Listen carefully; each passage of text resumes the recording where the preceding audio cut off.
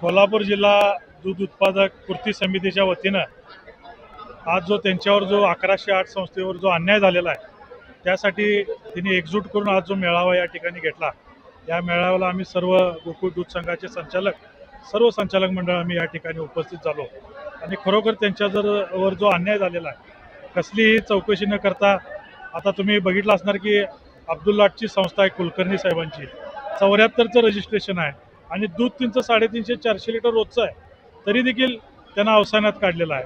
अशा काही खरोखर ज्या दूध उत्पादक संस्था आहेत अशावर अन्याय झालेला आहे.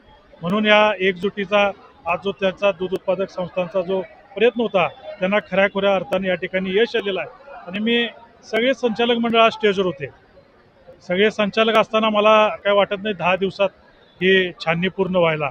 सगळे आम्ही एकत्र आहोत, तर हे लवकरात लवकर छाननी पूर्ण व्हावी आणि खरोखर यांना मतदानाचा अधिकार या दूध उत्पादक संस्थांना मिळावा यासाठी आम्ही सर्व संचालक मंडळ त्यांच्या पाठीशी आहे.